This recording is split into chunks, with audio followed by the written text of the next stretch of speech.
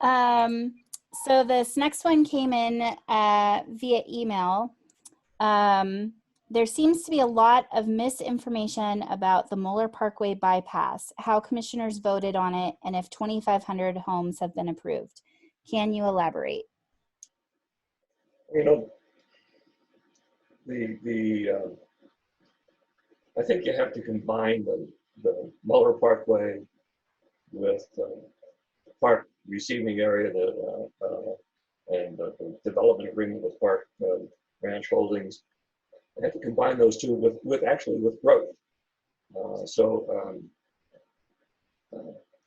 I think I'd like to address it in that manner. First of all,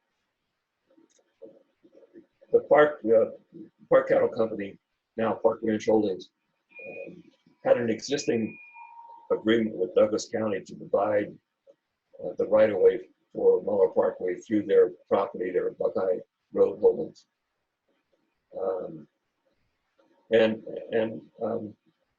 That agreement, like I said, dates back to 2004. And it's very important to understand that that agreement with the county says, okay, county, here's the right-of-way for Muller Parkway through our property, and we want no development rights, none. I'm going to say that again. The original agreement with Park Ranch Holdings, and we're going to give us the right-of-way for Muller Parkway through their property and asked for no development rights.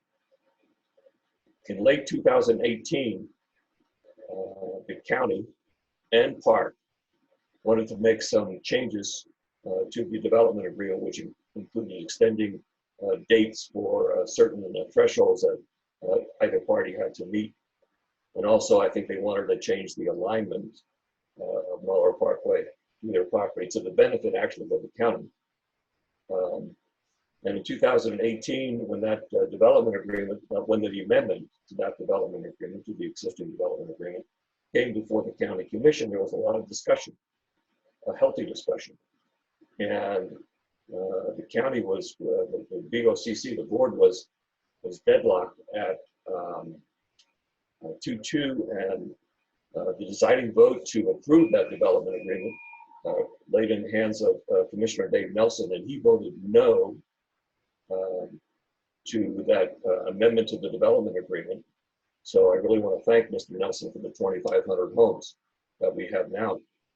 I'm not sure why he voted the way he did, but so now we have a new development agreement with Park Cattle or Park Ranch Holdings. And when Park came back to the county, they said, okay, if you want that right away, now we want something.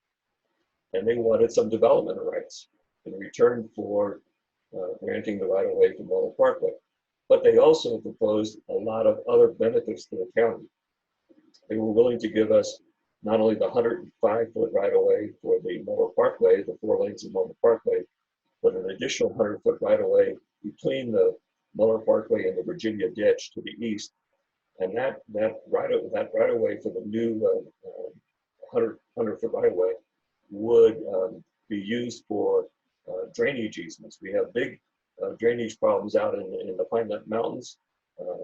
One is the Buckeye Wash coming down from the Pine Nuts, and the other is the Pine Nut Wash. And they cause a lot of issues, primarily during the summer months when we have some big thunderstorms. And I've seen water flow over Buckeye Road north of Buckeye.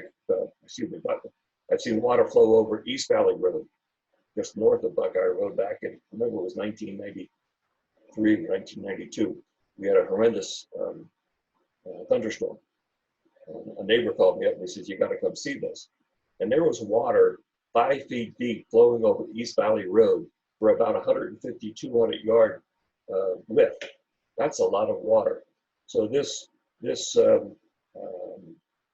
additional right-of-way for the drainage improvements that Mr. Park offered is certainly going to help with issues on the Buckeye Wash and on the Pine Nut Wash, so we can contain those flood waters. And that will help facilitate a number of people out of the floodplains, and that will help some of the residents in Winhaven and Gardnerville not having to pay this flood insurance. Another benefit was that Park offered us a construction easement to put a new culvert under Highway 88, and he offered that in a development agreement to let us use his property for the construction of these new culverts. And the culverts, we got $1.5 million. It was $1.5 million grant from NDOT, United Department of Transportation. But that grant was going to expire if we didn't do something. So Mr. Park offered us an easement so we can construct those culverts, and that again will take people out of the flood zone, because it's really irrigation water there that's the biggest problem. But it would take a lot of people out of the flood zone that are in Macklin, I believe. Another benefit to the Park Development Agreement, Mr. Park, Park Ranch Holdings owns what they call the Clobber Ranch, and they want to develop that Clobber Ranch, which is just north of Westwood, between Westwood and Muller Lane. And they've offered to, it's in the development agreement, the signed development agreement, they've offered to strip all the development rights off of Clobber and transfer those development rights to their new receiving area that they have up on Buckeye Road. They've also offered I believe it's about 1.5 miles, 1.75 easement along the Park Ranch Holdings on Muller Lane, on the south portion of Muller Lane, south side of Muller Lane. And that's about, like I said, about 1.75 miles. They're going to give us a 10-foot or 20-foot wide easement, I believe, for trails. And that eventually could connect the town of Minden all the way to the Conservancy Ranch out on between Muller and Genoa Lane. So that was a big give by Park. And he also offered, we didn't have a completion on the right of way from his land that terminated just north of Toller Road, Toller Lane, I think about 1/2 mile. So he gave us that right of way as well. So it's important to understand all the ramifications of the development agreement.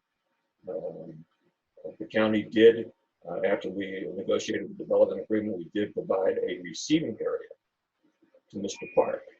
And normally in a receiving area, you're allowed to have 16 units per acre at density. Well, Mr. Park agreed to limit any residential development in that new receiving area, which is approximately 1,000 acres. He offered to limit the development in that receiving area to 2,500 homes.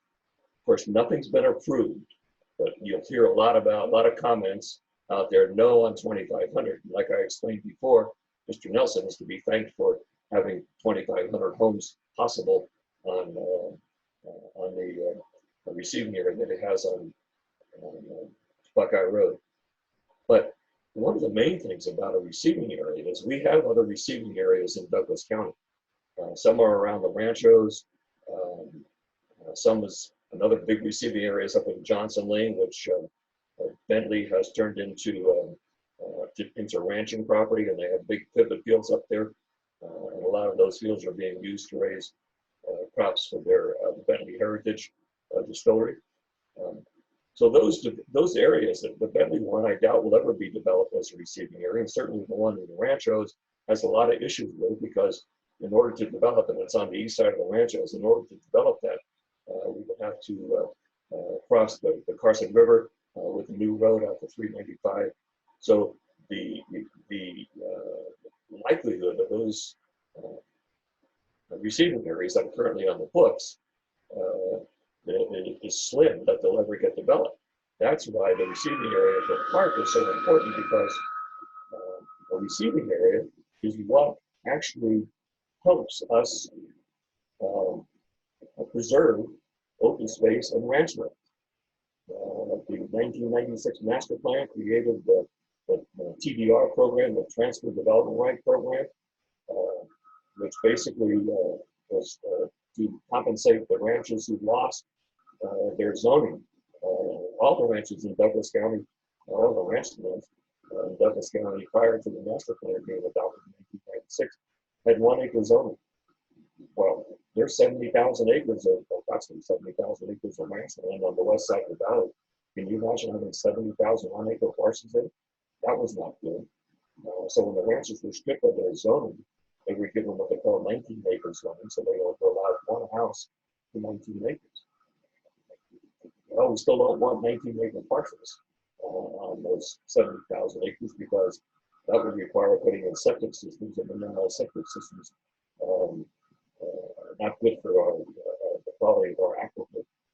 So the TDR program states that if a developer who owns a receiving area wants to develop land in that receiving area, he must purchase development rights from a rancher, which are the ranch lands are what they call sending areas.